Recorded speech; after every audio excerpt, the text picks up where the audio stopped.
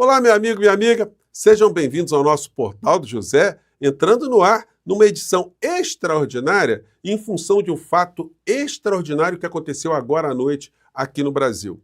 A decretação da prisão imediata do ex-presidente da República, Fernando Collor de Mello, numa decisão expedida pelo ministro Alexandre de Moraes, que rejeitou todos os recursos protelatórios dessa prisão. E essa prisão de Fernando Collor de Mello não diz respeito apenas à pessoa dele, porque terá implicações também na futura prisão de Jair Messias Bolsonaro. Vou conversar com vocês sobre o que está acontecendo, mas é sempre muito importante convidar você que está chegando agora ao nosso portal e não nos conhecia, para que você se inscreva aqui conosco, venha participar aqui no nosso portal, dê sempre o seu comentário, o seu joinha, compartilhe os nossos vídeos e, se puder, venha também para o nosso clube de membros. Você que é muito bem-vindo e muito bem-vinda. E é sempre muito importante, todas as pessoas que têm os canais aqui na internet, fazer esse convite para as pessoas que estão chegando, porque as pessoas participam e às vezes acabam não se inscrevendo e depois não recebem mais as notificações. E tá dando certo, né? Nós já somos aqui mais de 1 milhão de amigos, né, gente? Então, vamos aqui aos temas. Quero começar aqui com esse momento aqui que une esses dois personagens, né? Que deixa, assim, de uma forma indiscutível a origem e a posição política de direita, de entreguismo, de desfaçatez dessas duas criaturas. Vamos ver aqui. Bolsonaro! Bolsonaro! Bolsonaro! Bolsonaro! Bolsonaro! Vai ter uma boa companhia lá, senhor Fernando Collor de Mello. É só aguardar um pouquinho que a fila está andando aqui também, né? Eu vou falar de Collor, mas aqui abrir um parênteses, porque o inelegível, se ele já está passando mal, agora com essa notícia, gente, a noite dele deve estar sendo muito pesadona, né? E nós teremos a prisão de Collor de Mello nessa sexta-feira. A defesa dele já anunciou que ele vai se apresentar, enfim, vamos ver que horário vai se dar essa prisão. É uma situação que não há como haver uma reversão dentro do plenário do Supremo Tribunal Federal, que se reunirá virtualmente. Os ministros ali vão confirmar se o ministro Alexandre de Moraes ele está agindo no estrito cumprimento daquilo que o próprio Supremo Tribunal Federal já decidiu ou não. Se o Supremo vai entender, ou se algum ministro vai entender, que existe algum recurso inimaginável que vai caber nessa situação. Gente, a situação chegou no último estágio. Então agora só compete mesmo ao senhor Fernando Collor de Mello se apresentar. Teremos cenas aí tórridas, né? Se é que ele não pegou a estrada e já não deu uma de fujão também, né? Só saberemos ao longo dessa sexta-feira. O clã dos Bolsonaro, eles continuam com teorias conspiratórias, uma coisa absolutamente ridícula. O Dudu Bananinha postou um vídeo, postou uma publicação no seu Twitter com uma entrevista que ele concedeu para o Steve Bannon. Vejam só. Steve Bannon preocupado com a possibilidade de Moraes assassinar Bolsonaro. Gente, é gente muito, me desculpem, gente, muito vagabunda, muito sórdida. Não é à toa que nós estamos torcendo logo para essa criatura, o pai dessa criatura, ir logo para a cadeia, para ver se a gente consegue ter um pouco de paz, né? Vamos ver. E a criatura, né, o papai futuro, colega de cela de Fernando Collor de Mello, continua postando vídeos. Gente, é uma coisa tão patética. Isso não está enganando mais ninguém. Você é bolsonarista? Meu caro, olha, quero te dizer o seguinte, esse circo não está impressionando mais ninguém. A figura que desprezou tanta vida humana ao tempo que ele foi presidente da República, ele acha que ele vai agora conseguir algum tipo de piedade, de compaixão, de empatia das pessoas que foram afetadas pelos desmandos dele, com a saúde aqui no nosso país? Cadê o Pazuello por falar nisso, hein? O Pazuello já está lá cuidando da saúde do Bolsonaro. Seria legal, né? Colocar as mesmas criaturas que atuaram contra a saúde aqui no nosso país para ser uma junta médica de Bolsonaro, né? Aí, certamente, a gente teria um desenlace dessa história muito mais rápido, né? Vamos dizer assim, se é que você me entende. Não desejo mal a ninguém, mas essas pessoas que cuidaram da saúde do povo brasileiro, como eles cuidaram, certamente eles saberiam cuidar também da vida do inelegível, né? Jair Bolsonaro, tomografia computadorizada, etc. Aí ele publica uns vídeos, gente, com fundinho musical. Fundinho musical.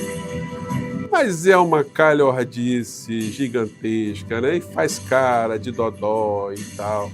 Querem me matar e tal. Enfim, mas isso não cola mais, gente. Já tem pesquisa que está rolando por aí. 80% das pessoas já não acreditam nesse cineminha dele. Não vai enganar mais ninguém. Jornal Nacional deu a notícia da decisão do ministro Alexandre de Moraes. Vamos ver, acompanhar aqui na fala de Bonner. O ministro do STF, Alexandre de Moraes, mandou prender o ex-presidente e ex-senador Fernando Collor de Mello.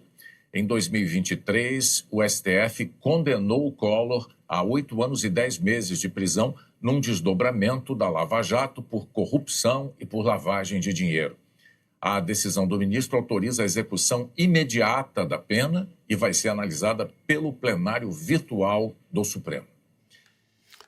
O boletim médico... O que o Bonner não falou é que amanhã essa sessão virtual ela termina. Então, amanhã nós teremos o cumprimento dessa decisão. Não tem como escapar. Por que eu digo que isso tem implicações na vida do inelegível? Porque uma eventual condenação, e haverá essa condenação do inelegível, ela certamente, na sua defesa, procuraria utilizar os mesmos recursos que Fernando Collor de Mello está utilizando nesse tempo todo. Se ele tivesse sucesso nessa manobra, na sua defesa, evidentemente isso abriria um espaço para que o Bolsonaro conseguisse também trilhar pelos mesmos caminhos. Só que a decisão do ministro Alexandre de Moraes colocou ordem na casa. Falou, olha, parem de palhaçada com a defesa de Fernando Collor de Mello. Embolsou mais de 20 milhões de reais de propina. O caso aqui foi mencionado à época, inclusive aqui no Jornal Nacional. Teve uma matéria aqui, deixa eu ver se eu pego a data exata aqui. Me fugiu a data aqui, gente. Deixa eu ver se essa matéria aqui... não, essa matéria aqui é uma atualização, mas o vídeo que conta a história é esse aqui. Ó. Vamos ver se pega aqui, vamos lá. O Supremo Tribunal Federal estabeleceu uma pena de 8 anos e 10 meses de prisão para o ex-presidente Fernando Collor de Mello, num desdobramento da Lava Jato.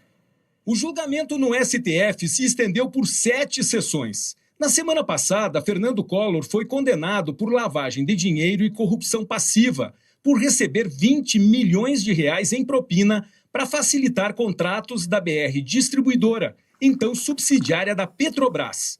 E hoje os ministros decidiram ainda que Collor participou de uma associação criminosa e fixaram a pena do ex-presidente.